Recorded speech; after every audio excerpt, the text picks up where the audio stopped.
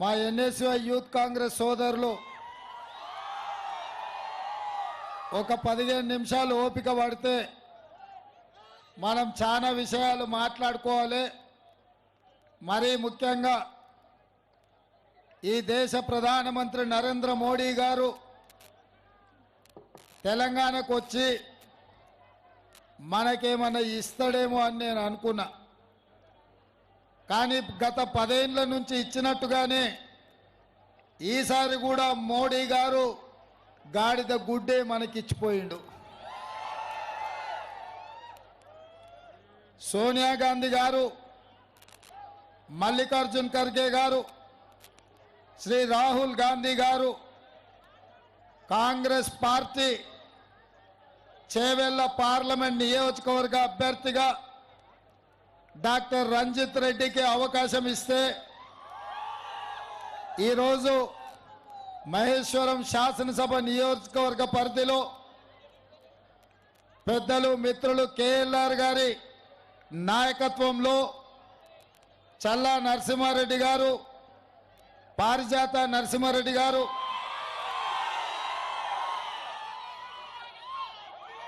జిల్లా పరిషత్ చైర్పర్సన్ అనితమ్మ, సోదరులు తీగల కృష్ణారెడ్డి, మల్రెడ్డి రంగారెడ్డి గారు, అదేవిధంగా బాలాపూర్ మున్సిపాలిటీలో కార్పొరేటర్లు, జిల్లా పార్టీ నాయకులు, మండల పార్టీ అధ్యక్షులు, డివిజన్ పార్టీ అధ్యక్షులు, మా సిపిఐ సిపిఎం టీడీపీ మిత్రులు, అదేవిధంగా తెలంగాణ జనసమితి ఉండండి, వదిలేండి ఆయన దగ్గర పోక ఉండండి. తెలంగాణ జనసమితి నాయకులు అందరు కలిసి ఈరోజు డాక్టర్ రంజిత్ రెడ్డిని ఆశీర్వదించి గెలిపించడానికి వేలాది మంది మీరు ఇక్కడికి వచ్చిండ్రు. మీకు అందరికీ మనస్ఫూర్తిగా ధన్యవాదాలు, కృతజ్ఞతలు.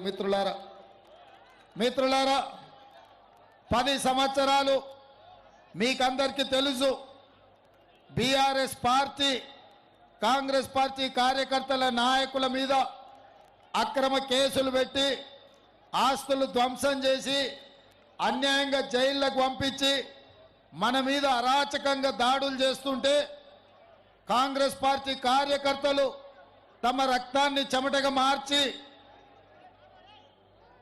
త్యాగం చేసి భుజాలు జెండాలు మోసి కాయలు కాసే విధంగా కాంగ్రెస్ పార్టీని మొన్న జరిగిన సెమీఫైనల్స్లో డిసెంబర్ నెలలో జరిగిన ఎన్నికల్లో చంద్రశేఖరరావును బండకేసి కొట్టి కాంగ్రెస్ పార్టీని ఇందిరమ్మ రాజ్యాన్ని తీసుకొచ్చి మా కార్యకర్తలు అనుకుంటున్నారు డిసెంబర్లోనే ఫైనల్స్ అయిపోయినాయని.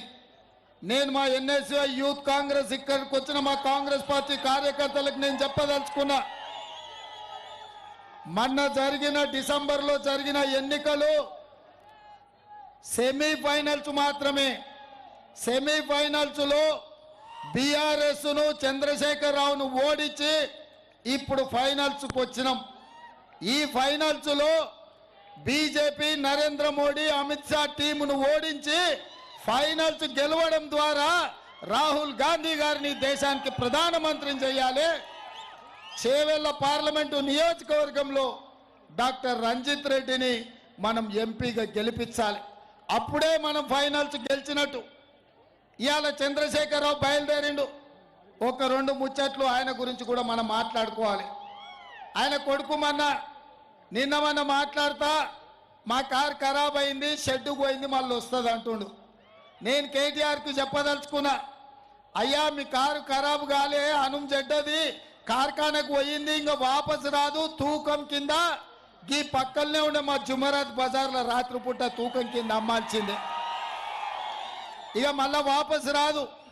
కొడుకుకు తెలియనట్టుంది కానీ తండ్రికి తెలిసింది. అందుకే తండ్రి నిన్నమన్న బస్సు వేసుకొని బయలుదేరిండు. ఇక ఆయన వెనకాల ఓ పక్కన జగదీశ్వర్ రెడ్డి, ఇంకొక పక్కన ఇక సిల్లర్గాళ్ళు బుడర్కాండ్లని అందరిని వెంబడేసుకొని తిరుగుతున్నాడు.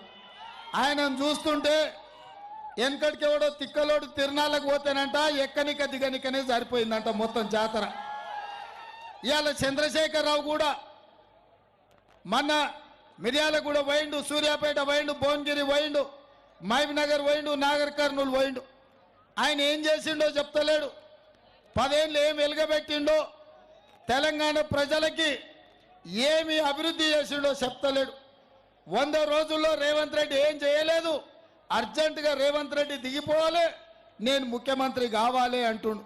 నేను అడగదలుచుకున్న చంద్రశేఖర్ రావును, నేను వందలాది మంది పిల్లల్ని బలిచ్చి రాలేదు, లేకపోతే ఉద్యమం ముసుగులో తెలంగాణను దోపిడీ చేసి రాలే.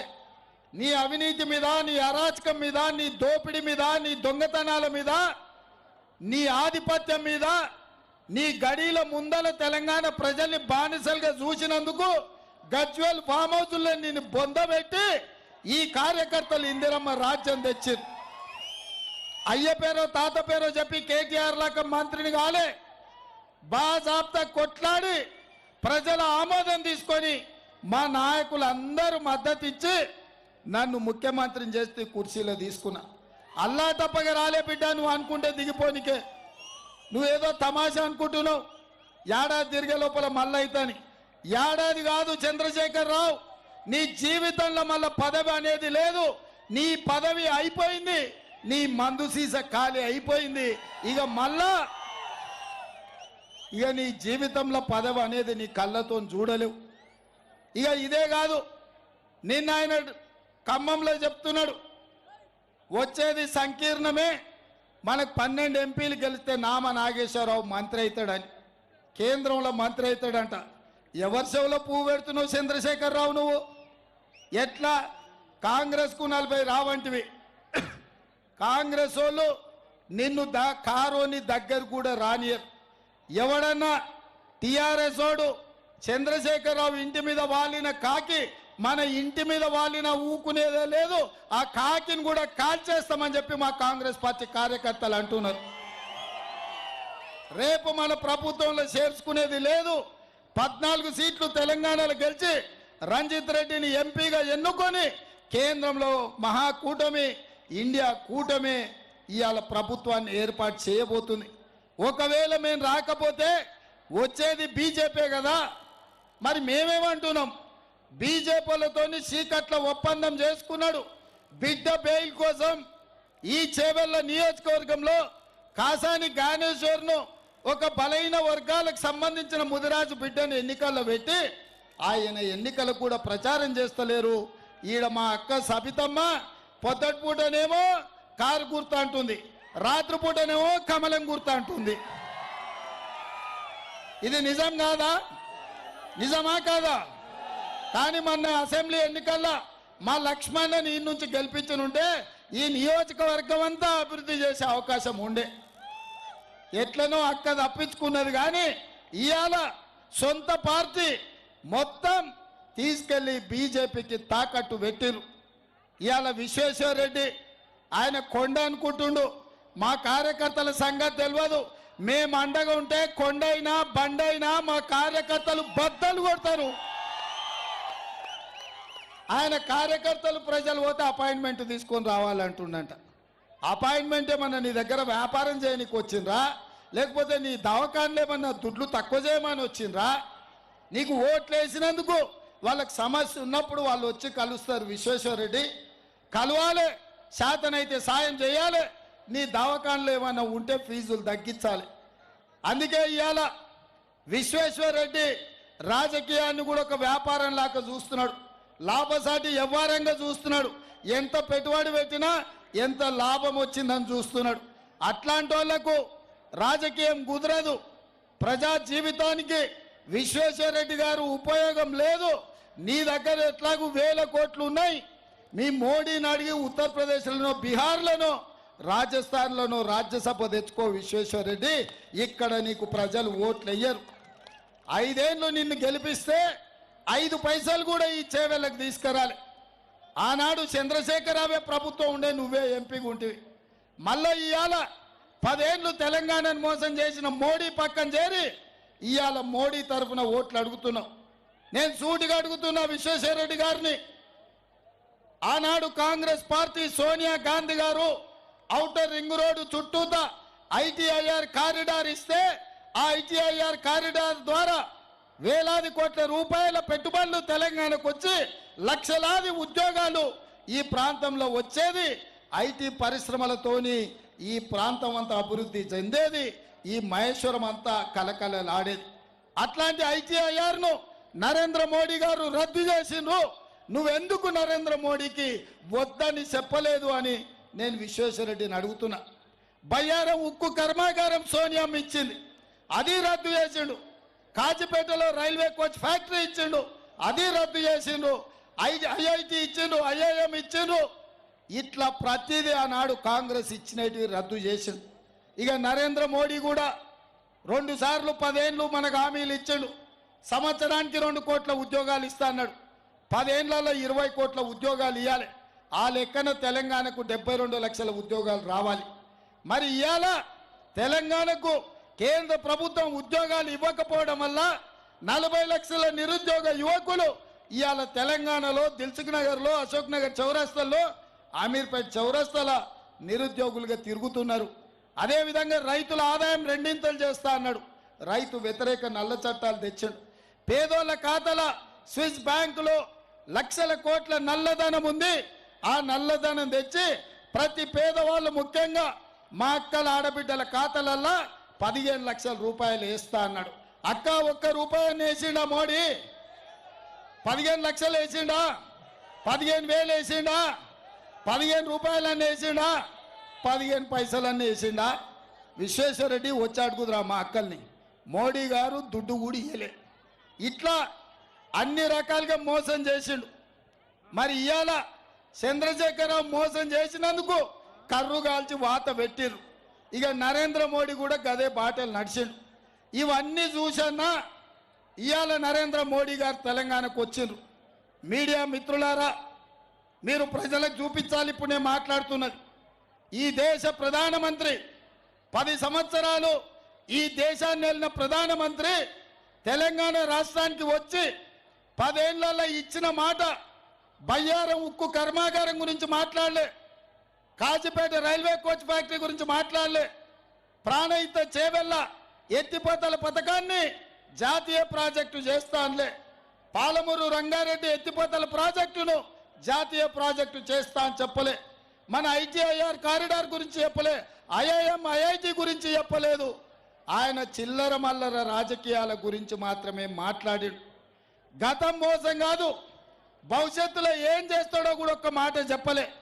ఈసారి తెలంగాణ నుంచి ఓట్లు సీట్లు అడుగుతున్నావు కదా, తెలంగాణ రాష్ట్ర ఏర్పాటు ప్రక్రియనే పార్లమెంటులో తప్పు పట్టిండు, కాంగ్రెస్ను ప్రశ్నించిండు. ఏమంటాడు ఆయన?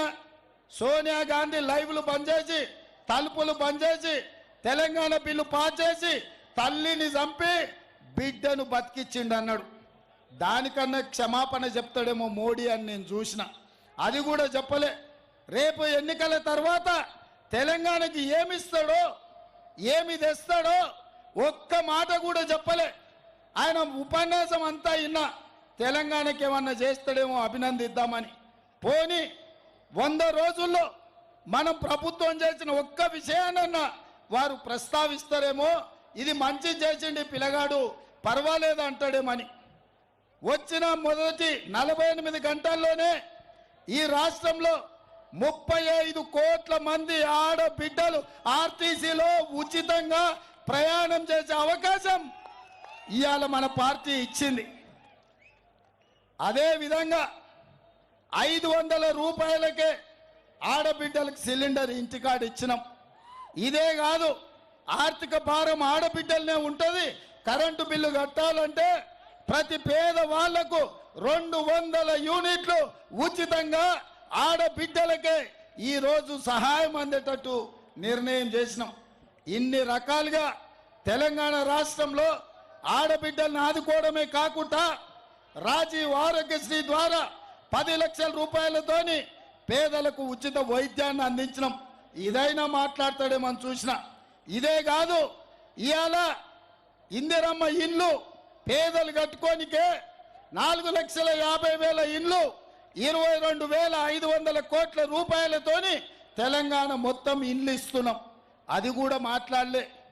అదేవిధంగా 3 నెలల్లో 30,000 ప్రభుత్వ ఉద్యోగాలు ఎల్బీ స్టేడియంలో పిలిచి 30,000 కుటుంబాలను అక్కడికి రప్పించి వాళ్ళ పిల్లలకు ఉద్యోగాలు ఇచ్చి వాళ్ళ తల్లిదండ్రుల కళ్ళల్లో ఆనందాన్ని మేము చూసినాం. అదైనా అభినందిస్తాడేమో అనుకున్నా, కానీ అది కూడా అభినందించలే. బీసీ జనాభా లెక్కలు కట్టి బీసీలు ఎంతమంది ఉందో లెక్క తీసి రిజర్వేషన్లు పెంచి నిధులు కూడా వాళ్ళకు ఇవ్వాలి అని మా ప్రభుత్వం నిర్ణయం తీసుకున్నది. నేను ఓబీసీని అని చెప్పుకునే నరేంద్ర మోడీ మీ బీసీ సోదరుల కోసం మా ప్రభుత్వ నిర్ణయాన్ని మీరు ఎందుకు అభినందించలేదని నేను అడుగుతున్నా. ఇవన్నీ పక్కన పెట్టుర్రి. ఇవాళ దేశాన్ని పట్టి పీడిస్తున్నది డ్రగ్స్, గంజాయి. అట్లాంటి డ్రగ్స్, గంజాయి మీద ఉక్కు పాదం మోపి ఎక్కడ పాతాళంలో దాచుకున్నా గంజాయి అమ్మేటోని, డ్రగ్స్ వాడేటోని పట్టుకొచ్చి ఈడ్చుకొచ్చి పోలీస్ స్టేషన్లలో వేసి బట్టలు ఇప్పదీసి కొట్టి జైలుకు పంపిస్తున్నాం. ఇవాళ మా రాష్ట్రంలో మేము డ్రగ్స్ నిషేధిస్తుంటే ఏ మూలాలు ఎత్తికినా ఆ మూలాలు గుజరాతులనే వెళ్తున్నాయి. మీ రాష్ట్రంలో చేయలేని పని డ్రగ్స్ మీద ఉక్కు పాదం మేము మోపినాం. ఇదైనా నరేంద్ర మోడీ గారు అభినందిస్తారేమో అనుకున్నా, కానీ నరేంద్ర మోడీ గారు ఆ పని చేయలే. ఆయన ఒకటే తిట్లకెత్తుకున్నాడు. నాకు అనుమానం వచ్చింది. నిన్న మొన్న ఎప్పుడు చూసినా కేసీఆర్కి ఇవే తిట్టేది. ఆ రఘునందన్ రావు ఈ చంద్రశేఖరరావు స్పీచ్ను ఎత్తుకపోయి నరేంద్ర మోడీకి ఇచ్చినట్టున్నాడు. సార్ నువ్వు ఇది మాట్లాడని. ఎందుకంటే గత 3-4 ఏళ్ళ నుంచి చంద్రశేఖరరావు ఏం తిట్టిండో కాంగ్రెస్ను నన్ను, ఇవాళ నరేంద్ర మోడీ గారు కూడా గవ్వే తిట్లు తిట్టిండయా. అది చంద్రశేఖరరావు ఉపన్యాసం నకలు కొట్టిండు నరేంద్ర మోడీ తప్ప అందులో కొత్తదనం ఏం లేదు. నన్ను తిడితే ఏమొస్తుందా? నువ్వు ఈ దేశ ప్రధానమంత్రివి, 10 ఏళ్ళు ప్రధానమంత్రిగా, 13 ఏళ్ళు గుజరాత్ ముఖ్యమంత్రిగా పనిచేసినావు. వయస్సులో, అనుభవంలో, అధికారంలో పెద్దోనివి. ఓ రాష్ట్రానికి ఓ పిల్లగాడు, ఒక యువకుడు ముఖ్యమంత్రి ఉంటే నువ్వు పెద్ద మనిషి చేసుకొని 4 సూచనలు చేయాలి, 10 సలహాలు ఇవ్వాలి, 10 రూపాయలు ఈ రాష్ట్రానికి బడ్జెట్ ఇచ్చి మన మూసీ రివర్ డెవలప్మెంట్ ఫండ్ కోసం ఓ 20,000 కోట్ల రూపాయలు ఇచ్చి ఉండాల్సింది. మన మెట్రో రైలు ఇవ్వాలా, నాగోల్ నుంచి ఎల్బీ నగర్ నుంచి ఓవైసీ హాస్పిటల్ నుంచి P7 రోడ్, అక్కడి నుంచి అంతర్జాతీయ ఎయిర్పోర్ట్కు రోడ్ అనుకున్నాం. ఎల్బీ నగర్ నుంచి హయత్ నగర్ వరకు మెట్రో అనుకున్నాం. హైటెక్ సిటీ నుంచి గచ్చిబౌలి ఫైనాన్షియల్ డిస్ట్రిక్ట్ వరకు అనుకున్నాం. చందానగర్ నుంచి BHL రామచంద్రాపురం వరకు మెట్రో వేసుకుందాం అనుకున్నాం. రాజేంద్ర నగర్ కాలేజ్ పక్కన హైకోర్టు కడుతున్నాం, అక్కడి వరకు మెట్రో వేస్తున్నాం. దానికన్నా ఓ 10,000 కోట్ల రూపాయలు మోడీ గారు ఇస్తారేమని చూసిన. ఆయన బుల్లెట్ ట్రైన్ తీసుకుపోయిండు, సబర్మతి రివర్ ఫ్రంట్ తీసుకుపోయిండు, ఆయన గిఫ్ట్ సిటీ కట్టుకున్నాడు. మనకేదన్నా హైదరాబాద్, విజయవాడ బుల్లెట్ ట్రైన్ అన్న ప్రకటిస్తాడు అనుకున్నా. ఏమి ఇయ్యలేదా? ఏమి ఇచ్చిండే మనకు నరేంద్ర మోడీ? వచ్చి గాడిద గుడ్డిచ్చిండు. ఏమిచ్చిండు? గట్టిగా చెప్పాలి. ఎట్లరా నాయన? భయమా? భయపడుతురా? మనం కేసీఆర్నే బండకేసి కొట్టినాం. ఆయన ఢిల్లీ నుంచి వచ్చి బెదిరిస్తే బెదురుతామా? నిన్ననే ఢిల్లీ పోలీసులను పంపించిండు. ఈడీ, ఇన్కమ్ ట్యాక్స్, CBI అయిపోయింది, ఏం కాలేదు. ఢిల్లీ పోలీసులను గాంధీ భవన్కు పంపించండి, రేవంత్ రెడ్డిని పట్టుకురాపోండి అని. మీ రేవంత్ అని ఎప్పుడైనా భయపడ్డా? చంద్రశేఖరరావు శర్లపల్లి చెంచల్ కూడా పంపిస్తే ఊరుకున్నామా? గద్దె దించినాం కదా. ఇవాళ మనల్ని పోలీసులు పెట్టి భయపెట్టాలనుకుంటుండు కదా. మోడీ, అమిత్ షాను గద్దె దించే వరకు కాంగ్రెస్ పార్టీ కార్యకర్తలు విశ్రమించరు. అందుకే ఇవాళ బీజేపీ నాయకులకు నేను చెప్పదలుచుకున్నా, మీరు పోయి మోడీ దగ్గర ఏం తెస్తారో తీసుకురండి. బంగారు గుడ్డు తెస్తారా? బంగారు బాతుని తెస్తారా? మెట్రో రైలు తెస్తారా? మూసీ రివర్ ఫ్రంట్ తెస్తారా? లేకపోతే హైదరాబాద్, విజయవాడ బుల్లెట్ ట్రైన్ తెస్తారా? పాలమూరు రంగారెడ్డి ఎత్తిపోతల జాతీయ ప్రాజెక్టు తెస్తారా? అప్పుడే మీకు ఓట్లు అడిగే అర్హత ఉంది విశ్వేశ్వర రెడ్డి గారు, కిషన్ రెడ్డి గారు అని నేను చెప్తున్నా. అప్పటి వరకు బీజేపీ లేడ కనిపించినా సరే మీరు చెప్పాల్సింది ఒక్కటే, అయ్యా మీరు ఇచ్చింది తెలంగాణ గాడిద గుడ్డ అని చెప్పాలి.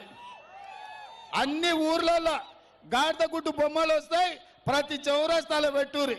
మోడీ ఏమి ఇచ్చిండంటే మా గాడిద గుడ్డు ఇచ్చిండే మా తెలంగాణకని.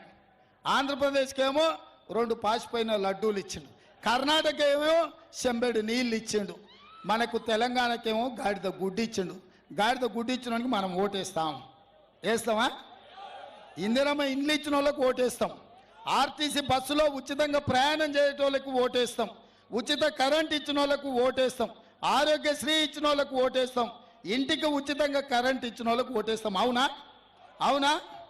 అవునా? గట్టిగా చెప్పాలి, ఇంకా గట్టిగా చెప్పాలి, ఇంకా గట్టిగా చెప్పాలి.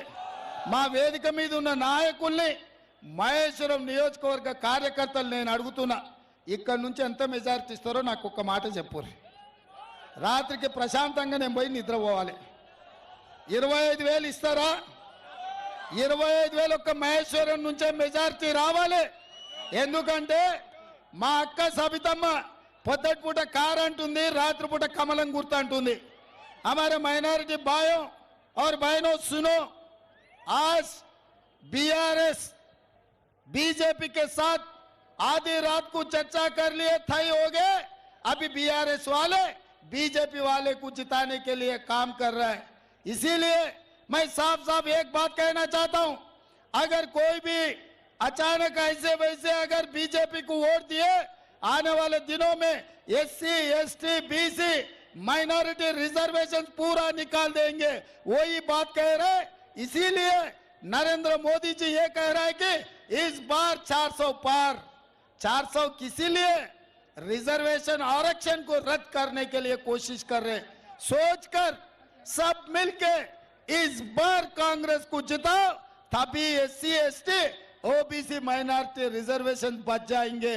सबके साथ हम लोग जोड़कर हम मेहनत करके तेलंगाना तरक्की करा के दिखाएंगे. इस बार छेवल्ला से रंजित रेड्डी साहब को 1 लाख के ऊपर, कम से कम 1 लाख मेजॉरिटी देके डॉक्टर रंजित रेड्डी को इस चुनाव में जिताना है. नहीं है तो आपका रिजर्वेशन चला जाएंगे. अगर विश्वेश्वर रेड्डी को कुछ भी वोट मिले ना, वोट के दिन अगले दिन गए तो अपॉइंटमेंट नहीं है बोल के वॉचमैन से धक्का मार के बाहर निकालने वाले हैं. क्योंकि वो धंधा करने वाले, पैसे कमाने वाले लोग को, जनता को सेवा करने वाले नहीं है. ऐसा नेता अपने को जरूरत नहीं है. डॉक्टर रंजित रेड्डी आपके भाई है, आपके बगल में रहेगा, आपके साथ में रहेगा. मैं भी इनको वोट दो. इनके साथ साथ मैं और केएलआर हम सब आपके सेवा में लग के रहेंगे. అందుకే మిత్రులారా, 1,00,000 మెజారిటీ చేవెళ్ళలు రావాలి. అందులో 25,000 మహేశ్వరం నియోజకవర్గం నుంచే రావాలి. మా పారిజాతకు, మా నరసింహారెడ్డికి, మా దీప భాస్కర్కు, మా తైగల కృష్ణారెడ్డికి, మా అనితమ్మకు, మా లక్ష్మణకు నేను క్లియర్గా చెప్తున్నా, ఈడ అందరు సిద్ధంగా ఉన్నారు. బూతుల వారిగా బాధ్యత తీసుకోండి. కార్యకర్తలు మంచిగా ఉన్నారు. మొన్న తప్పు జరిగింది, ప్రభుత్వంలో ఇప్పుడు పని కావాలంటే వాళ్ళకి ఇక్కడ నుంచి మాట్లాడేటోళ్ళు లేరు. ఎంపీని గెలిపిస్తే మీ తరఫున రంజిత్ రెడ్డి మన ప్రభుత్వంలో జల్పల్లితో సహా సమస్యలను అన్నిటిని పరిష్కరించే బాధ్యత రంజిత్ రెడ్డి తీసుకుంటాడు. నేను తీసుకుంటానని తెలియజేస్తూ మీ అందరి దగ్గర సెలవు తీసుకుంటున్నా. జై కాంగ్రెస్, జై జై కాంగ్రెస్. హస్తం గుర్తుకే, హస్తం గుర్తుకే. ధన్యవాదాలు సోదరులారా.